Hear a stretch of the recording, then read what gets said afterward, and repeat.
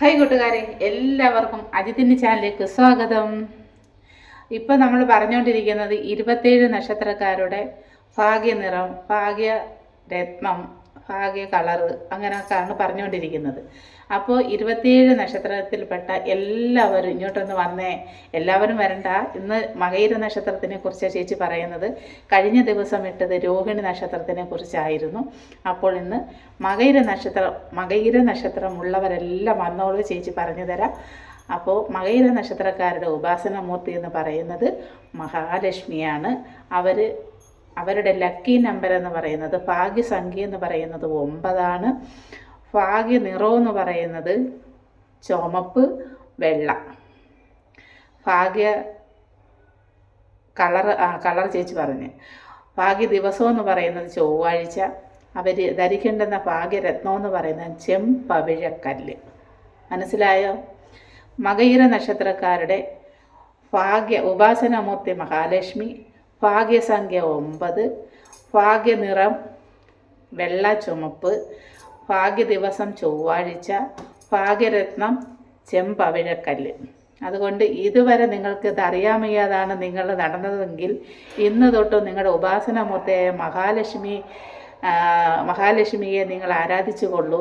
അതുപോലെ തന്നെ നിങ്ങൾ മൊബൈൽ എടുക്കുമ്പോഴും വണ്ടി എടുക്കുമ്പോഴും നിങ്ങളുടെ ലക്കി നമ്പറായ 9 വരുന്നത് പോലെ നിങ്ങൾ എടുക്കുക.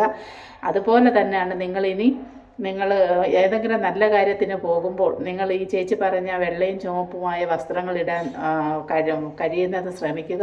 നിങ്ങൾക്കിനി അങ്ങോട്ട് ഇതുപോലൊക്കെ നിങ്ങൾ ആരാധിച്ച് വരികയും നിങ്ങൾ ചേച്ചി പറഞ്ഞതുപോലൊക്കെ ചെയ്യുകയാണെങ്കിൽ, ഈ രത്നക്കല്ലൊക്കെ ധരിച്ച്, ഈ ചെമ്പവിഴക്കല്ലൊക്കെ ധരിച്ച് നിങ്ങൾ നടക്കുകയാണെങ്കിൽ നിങ്ങൾക്ക് വരുന്ന ആപത്തുകളിൽ നിന്ന് നിങ്ങൾക്ക് മുക്തി നേടാൻ നിങ്ങൾക്ക് നല്ല ഐശ്വര്യവും സമാധാനവും സമ്പൽ സമൃദ്ധിയും എല്ലാം വരാൻ ഈ 2025 തുണയാകട്ടെ എന്ന് ചേച്ചി പ്രാർത്ഥിക്കുകയാണ്.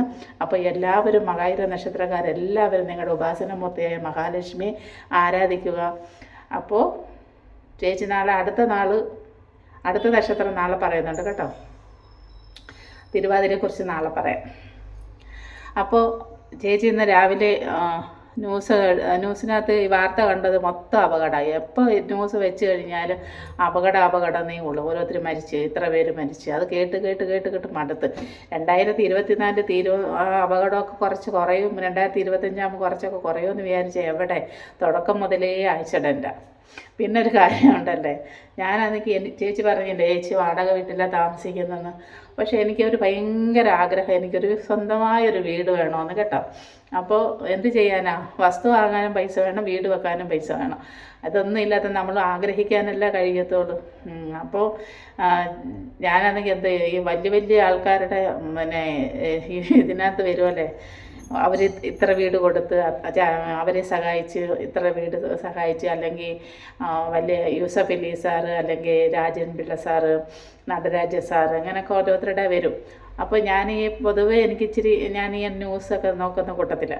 അപ്പോൾ ഞാൻ ഇങ്ങനെയൊക്കെ ഉള്ള ആൾക്കാരുടെ അത് കാണുവാണെങ്കിൽ ഞാൻ പോയി അതിൻ്റെ അടിയിൽ സാറേ എനിക്ക് വീടില്ല, എനിക്കൊരു 5 സെൻറ്റ് ഒരു വീട് വെച്ച് തരുമെന്ന് ചോദിക്കും.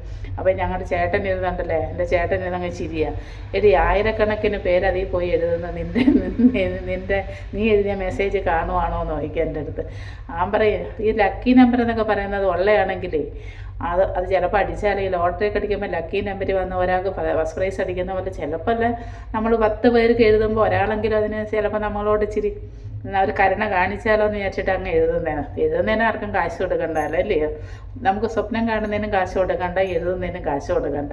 അത് എഴുതുന്നത് നല്ല പ്രവൃത്തി ആവണമെന്ന് മാത്രമേ ഉള്ളൂ. ആരുടെയും മനസ്സ് നോവിക്കാത്ത നല്ല പ്രവൃത്തി ചെയ്യണമെന്നേ ഉള്ളൂ കേട്ടോ.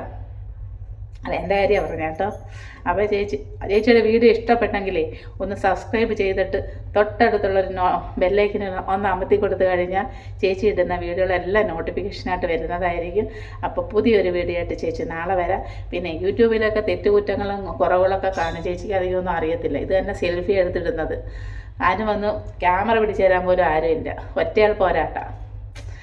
ഈ ചാനൽ തുടങ്ങിയിട്ട് എത്ര വർഷമായെന്ന് അറിയണ്ടേ? 4 വർഷം. ഇതുവരെ മോണിറ്റൈസേഷൻ ആയിട്ടില്ല. പക്ഷേ ഇച്ചിരി സെലിബ്രിറ്റിയൊക്കെ ആയിരുന്നെങ്കിൽ ചിലപ്പോൾ മോണിറ്റൈസേഷൻ ആയാണ്.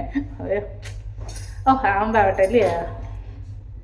ഒരാൾ കണ്ടാലും ചേച്ചി വീഡിയോ ഇടും കേട്ടോ. അപ്പോൾ പോയിട്ട് വരാം.